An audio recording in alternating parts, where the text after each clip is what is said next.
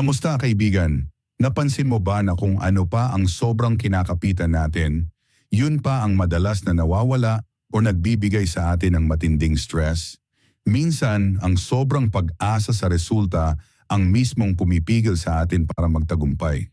Sa videong ito, hihimayin natin ang sining ng non-attachment sa paraang practical at madaling sundan.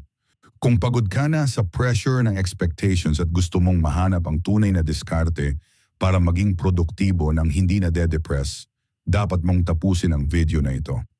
Sa dulo, ibabahagi ko ang sikreto kung paano maging matatag kahit ano pa ang ibato sa iyong resulta. Kaya huwag kang aalis dahil baka ito na ang kailangan mong marinig para gumaan ang buhay mo. Bago natin simulan, paki-like naman ang video nating ito dahil malaking tulong na po yan sa mga content creator na kagaya namin. Maraming salamat po. Una, ang prinsipyo ng gawa hindi ngawa. Masyado tayong sanay sa kulturang puro pangarap, pero pagdating sa mismong trabaho ay mabilis tayong mapagod o mawala ng gana kapag hindi agad natin nakukuha ang reward. Sa modernong mundo natin ngayon kung saan lahat ay instant tulad ng instant noodles o mabilis na delivery ng online shopping, nakakalimutan natin na ang tunay na mastery ay wala sa dulo kundi nasa gitna ng proseso. Ang unang hakbang para sa sining ng non-attachment ay ang pagyakap sa katotohanan na ang tanging hawak mo lang ay ang iyong effort at wala ng iba. Isipin mo na ang bawat galaw mo ay isang investment sa iyong pagkatao at hindi lang para sa isang trophy o promotion. Kapag masyado kang nakatitig sa finish line, malamang ay matisod ka sa mga batong nasa harap mo dahil hindi ka nakatingin sa dinadaanan mo. Ang pagiging attached sa resulta ay parang pag-aaksaya ng kuryente sa isang appliances na hindi mo naman ginagamit dahil kinakain nito ang focus na dapat ay nilalagay mo sa kalidad ng iyong ginagawa sa kasalukuyan. Ang reality check dito ay kahit gaano ka pa kagaling o kahit ibigay mo pa ang lahat, walang guarantee na ibibigay sa iyo ng mundo ang gusto mo sa paraang gusto mo. Maraming Pilipino ang nadidismaya dahil pakiramdam nila ay pinagkaitan sila ng tadhana matapos ang mahabang pagpupuyat sa trabaho o pag-aaral. Pero ang totoo, ang attachment mo sa outcome ang siyang nagiging kadena na humihila sa iyo pababa kapag hindi nag-match ang reality sa expectations mo. Ang kailangan mong gawin ay ihiwalay ang iyong halaga bilang tao sa mga numero o resulta na nakukuha mo sa araw-araw. Kung ikaw ay isang graphic designer, ang tagumpay mo ay nasa bawat stroke ng iyong pen at hindi sa dami ng likes sa social media. Kapag nakuha mo ang mindset na ito, magiging immune ka sa stress ng external validation dahil alam mong naging tapat ka sa iyong craft at nagawa mo ang lahat ng makakaya mo ng walang labis at walang kulang. Sa practical na aspeto, subukan mong gumawa ng isang routine kung saan ang iyong goal ay ang matapos ang task at hindi ang makuha ang papuri ng boss mo o ng mga kaibigan mo. Halimbawa, kung nag-e-exercise ka, huwag kang tumingin sa salamin araw-araw para tignan kung may abs ka na dahil mabubwisit ka lang at malamang ay tumigil ka rin pagkatapos ng 2 weeks. Ang gawin mong goal ay ang makakompleto ng 30 minutes na workout 5 times a week ng walang palya. Ang tawag dito ay process goals kung saan ang panalo mo ay ang consistency mo at hindi ang itsura ng katawan mo. Kapag ang focus mo ay lumipat mula sa dulo patungo sa ginagawa mo ngayon, mas magiging relax ang isip mo at mas magiging creative ka dahil wala kang pressure na kailangang maging perfect agad. Ang tunay na peace of mind ay dumarating kapag tinanggap mo na ang obligasyon mo ay ang kumilos at ang resulta ay bahagi na ng ibang usapan na hindi mo nasakop. Minsan ang dahilan kung bakit tayo nade-depress ay dahil gumagawa tayo ng mga kwento sa ating isipan tungkol sa hinaharap na hindi pa naman nangyayari. Iniisip natin na kapag hindi tayo naging top performer ay wala na tayong kwenta o hindi tayo aasenso sa buhay. Ang brutal na katotohanan ay ang mundo ay hindi umiikot sa iyong nararamdaman, kaya huwag mong gawing personal ang bawat pagkakataon na hindi ka pinalad. Ang non-attachment ay hindi pagiging tamad o walang pakialam, kundi ito ay ang pagiging matalino na huwag ubusin ang emosyon sa mga bagay na hindi mo naman kontrolado. Sa halip na mag-abang ka sa labas ng pinto para sa isang pagkakataon, mas mabuting pagbutihin mo ang iyong kakayahan sa loob ng kwarto para kapag bumukas ang pinto ay handang-handa ka na. Ang effort ay dapat parang hinga na natural lang na lumalabas sa iyo dahil bahagi ito ng iyong sistema at hindi dahil may inaasahan kang kapalit na palakpak. Para maging specific ang iyong guide sa araw-araw, simulan mo sa pag-unplug sa mga digital metrics na nagbibigay sa iyo ng peking sense of achievement o failure. Itigil mo ang pag-check ng iyong bank account or followers count bawat oras dahil hindi iyan ang magpapabilis ng iyong pagunlad. Gamitin mo ang iyong enerhiya para sa deep work o ang pagtutok sa isang bagay ng seryoso at walang distractions. Isipin mo na ang iyong trabaho ay isang handog sa iyong sarili para maging mas mahusay na bersyon ng iyong pagkatao. Kapag natutunan mong i-detach ang iyong emosyon sa resulta, doon mo mararamdaman ang tunay na kalayaan dahil hindi na nakasalalay ang saya mo sa kung anong sasabihin ng ibang tao. Ang tagumpay ay isang side effect lamang ng isang disiplinadong proseso at kapag nakuha mo ang disiplinang ito, kahit anong resulta ang dumating ay mananatili kang buo at hindi matitibag ng kahit anong kabiguan sa buhay. Pangalawa, pag-iwas sa abang-abang syndrome. Ang isa sa pinakamalaking sakit nating mga Pilipino ay ang hilig nating mag-abang sa isang bagay na wala pa naman sa ating harapan, kaya tayo laging nauubusan ng pasensya. Masyado tayong nakatali sa ideya na kapag nagtanim tayo ng isang buto, ngayon ay dapat bukas o sa susunod na linggo ay may bunga na tayong mapipitas. Ang kailangan mong intindihin ay ang timing ng mundo ay madalas na hindi tugma sa timing ng iyong kagustuhan, kaya ang pananatiling nakatitig sa iyong inaasahan ay isang recipe para sa sama ng loob. Ang attachment sa timeline ng iyong tagumpay ay nagiging sanhi ng matinding anxiety dahil pakiramdam mo ay naiiwan ka na ng panahon o ng mga kasabayan mo. Ang kailangan mong gawin ay bitawan ang iyong mahigpit na pagkakahawak sa kung kailan dapat mangyari ang mga bagay-bagay at hayaan mong ang natural na daloy ng buhay ang magdikta nito habang ikaw ay patuloy lang na kumikilos. Kapag hindi ka na nakadepende sa bilis ng resulta, mas magiging kalmado ang iyong bawat araw at mas magkakaroon ka ng kalinawan sa iyong pag-iisip. Ang brutal na katotohanan ay wala kang espesyal na pribilehiyo para makuha ang lahat ng gusto mo sa eksaktong oras na itinakda mo sa iyong isipan. Marami sa atin ang nagagalit sa gobyerno, sa kumpanya, o kahit sa tadhana dahil lang hindi natin nakuha ang promotion o ang sweldo na inaasahan natin ngayong taon. Ang expectation management ay ang pagtanggap na ang iyong plano ay isa lamang mungkahi sa universe at hindi isang batas na kailangang sundin. Ang non-attachment ay nangangahulugang ginagawa mo ang iyong part pero hindi mo hinahayaan na sirain ng pagkaantala ng resulta ang iyong kapayapaan. Isipin mo na ang iyong mga pangarap ay parang isang package na in-order mo online kung saan alam mong darating ito pero hindi mo kailangang tumayo sa harap ng gate niyo buong maghapon para lang hintayin ang delivery rider. Sa halip na magabang, ibaling mo ang iyong atensyon sa ibang makabuluhang bagay na magpapalago sa iyong pagkatao habang naghihintay ng tamang panahon.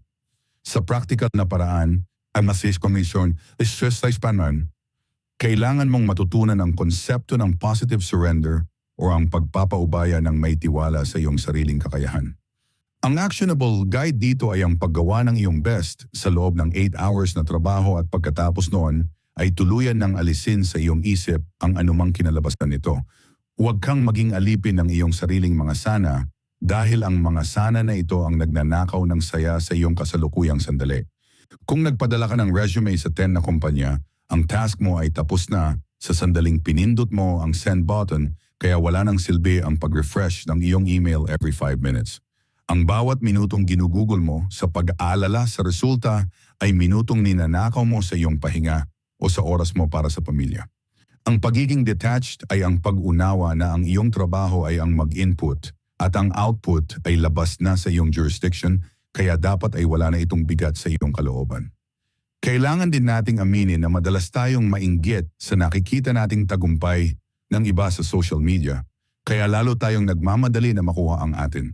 Nakikita natin ang mga kaibigan nating nakabili na ng sasakyan o nakapag-travel sa abroad kaya feeling natin ay kailangan na rin nating makipagsabayan agad. Ang mindset na ito ay isang trap dahil ang bawat tao ay may kanya-kanyang season at ang pagpilit sa iyong bunga na mahinog ng maaga ay magre-resulta lang sa mapaklang lasa. Ang non-attachment ay ang pagkilala na ang iyong journey ay unique At hindi kailangang maging carbon copy ng sa iba para masabing matagumpay ka. Maging matapang ka na harapin ang katotohanan na baka hindi pa ito ang oras para sa iyo at ayos lang yon dahil hindi naman karera ang buhay. Kapag tinigilan mo ang pagkumpara ng iyong chapter 1 sa chapter 10 ng ibang tao, mawawala ang pressure na nagpapabigat sa iyong mga balikat at mas magiging masaya ka sa iyong sariling pag-usad. Bilang panghuling hakbang sa aral na ito, sanayin ang iyong sarili na gumawa ng mabuti ng walang anumang inaasahang kapalit kahit man lang simpleng pasasalamat. Kapag tumulong ka sa isang kaibigan o nagbigay ka ng extra effort sa isang project, gawin mo ito dahil gusto mong maging mahusay na tao at hindi dahil gusto mong may utang na loob sila sa iyo. Ang pag-asa sa kapalit ay isang form ng attachment na laging nagtatapos sa disappointment dahil hindi lahat ng tao ay may parehong puso na gaya ng sa iyo. Sa pamamagitan ng pagbibigay ng walang expectations, pinuputol mo ang kadena ng disappointment at binibigyan mo ang iyong sarili ng emotional na kalayaan. Ang tunay na mastery ng non-attachment ay ang kakayahang maglakad palayo sa anumang sitwasyon na alam mong nagawa mo na ang lahat ng walang pagsisisi sa puso. Ang iyong peace of mind ay mas mahalaga kaysa sa anumang validation, recognition, o material na bagay na maaari mong makuha mula sa labas. Panghuli, pagyakap sa daloy ng buhay. Ang huling aral na kailangan nating baunin ay ang pagkakaroon ng emotional na tatag na hindi nayayanig ng kahit anong bagyo o swerte na dumating sa ating buhay. Sa ating kultura, madalas tayong maging masyadong emosyonal kapag ang mga plano natin ay hindi natuloy o kaya naman ay kapag nawawala ang mga bagay na pinaghirapan natin. Ang sining ng non-attachment ay ang pag-unawa na ang lahat ng bagay sa mundong ito ay pansamantala lamang, kaya ang sobrang pagkapit sa mga ito ay siguradong magdadala ng pighati. Isipin mo na ang iyong buhay ay parang isang ilog na patuloy na umaagos at ikaw ay dapat na marunong sumabay sa agos sa halip na pilit na humahawak sa mga bato sa gilid. Kapag natutunan mong tanggapin na ang pagbabago ay ang tanging permanenteng bagay, mas magiging madali para sa iyo na bumangon mula sa anumang pagkakalugmok. Ang tunay na kalayaan ay hindi ang pagkakaroon ng lahat ng gusto mo, kundi ang kakayahang maging payapa kahit na wala sa iyo ang mga bagay na inaakala mong kailangan mo. Ang brutal na katotohanan na dapat nating harapin ay hindi mo kailanman pag-aari ang iyong posisyon sa trabaho, ang iyong mga material na gamit, ay kaing naroon, yasanan gamit o maging ang iyong reputation sa paningin ng iba. Lahat ng ito ay maaari mong mawala sa loob lamang ng isang iglap dahil sa mga pangyayaring wala sa iyong kontrol tulad ng krisis sa ekonomiya o bigla ang pagbabago ng ihip ng hangin. Maraming Pilipino ang nalulugmok sa depression dahil ang kanilang buong pagkatao ay nakadikit sa kanilang titulo o sa kung anong brand ng cellphone ang gamit nila. Ang non-attachment ay ang pagbuo ng isang matibay na core sa loob ng iyong sarili na hindi nadidiktahan ng iyong panlabas na kalagayan. Kung mawala man ang iyong trabaho bukas, dapat ay manatiling buo ang iyong dignidad dahil alam mong ang iyong halaga ay hindi nakadepende sa iyong payslip. Ang pagiging detached ay ang pagkilala na ikaw ang driver ng iyong buhay at ang mga material na bagay ay mga pasahero lamang na pwedeng bumaba sa kahit anong istasyon. Sa praktikal na aspeto, gamitin mo ang tinatawag na 5-year rule para i-calibrate ang iyong mga nararamdaman sa bawat negatibong resulta na nararanasan mo. Sa tuwing makakatanggap ka ng bad news o mabibigo ka sa isang plano, tanungin mo ang iyong sarili kung ang problemang ito ba ay magiging mahalaga pa pagkalipas ng 5 years. Kung ang sagot ay hindi, huwag mong ubusin ang iyong luha at lakas sa pag-iyak o pagmumukmok ng higit sa 15 minutes dahil sayang lang ang iyong panahon. Ang actionable guide dito ay ang mabilis na paglipat mula sa mode ng pagrereklamo patungo sa mode ng pag-adjust o pag-pivot. Ang mga taong matatumpay sa non-attachment ay hindi mga taong walang pakiramdam, kundi mga taong mabilis magproseso ng emosyon at hindi hinahayaang mabulok ang galit sa loob ng kanilang dibdib. Ang pagtanggap sa kung ano ang narito sa halip na pagpilit sa kung ano ang dapat sana ay ang pinakamabilis na paraan para makamit ang inner peace. Kailangan din nating i-audit ang ating mga relasyon at kung paano tayo kumakapit sa opinyon ng ibang tao sa ating mga desisyon sa buhay. Masyado tayong uhaw sa validation ng ating mga kamag-anak, kapitbahay at maging ng mga strangers sa internet kaya hindi tayo makagalaw ng malaya. Ang non-attachment sa reputation ay nangangahulugang ginagawa mo ang tama dahil iyon ang iyong prinsipyo at hindi dahil gusto mong magmukhang mabuti sa paningin ng iba.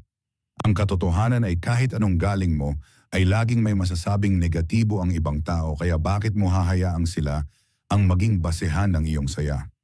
Bitawan mo ang pangangailangang ipaliwanag ang iyong sarili sa lahat ng pagkakataon at hayaan mong ang iyong mga gawa ang magsalita para sa iyo.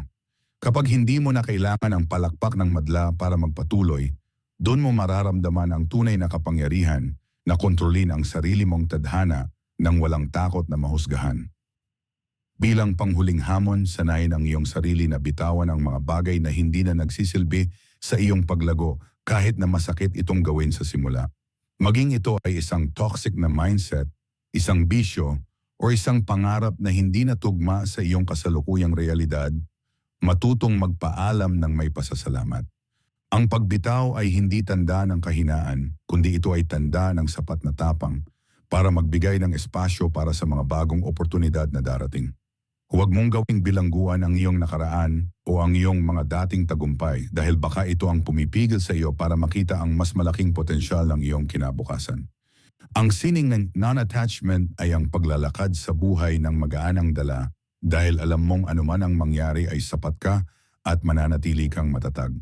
Sa dulo ng araw, ang pinakamahalagang resulta na dapat mong pangalagaan ay ang iyong character at ang iyong kapayapaan dahil ito lang ang tunay na madadala mo hanggang sa huli. Bilang pagtatapos ang sining ng non-attachment ay hindi tungkol sa pagiging manhid o kawalan ng pangarap, kundi tungkol sa pagkakaroon ng matalinong distansya sa mga bagay na hindi mo naman kontrolado. Tandaan mo na ang iyong obligasyon ay magsumikap, ibuhos ang galing at maging tapat sa iyong proseso, ngunit ang kinalabasan ay dapat mong ipaubaya sa daloy ng panahon. Huwag mong hayaang ang isang pagkakamali o hindi inaasahang resulta ang magdikta ng iyong halaga bilang tao. Sa mundong ito na mapanghusga at mahilig sa instant na tagumpay, ang pinakamalaking panalo mo ay ang mapanatili ang iyong kapayapaan sa gitna ng kahit anong sitwasyon. Bitawan mo na ang bigat ng iyong mga sana at dapat upang magkaroon ka ng espasyo para sa tunay na paglago. Mabuhay ka ng magaan, kumilos ng may dangal, at palaging piliin ang iyong peace of mind higit sa anumang panandali ang palakpak ng mundo. Paki-like ang videong ito kung nagustuhan ninyo, mag-comment sa baba kung ano ang natutunan nyo dito, at para sa mga iba pang content like this, mag-subscribe kayo sa ating YouTube channel. Maraming salamat.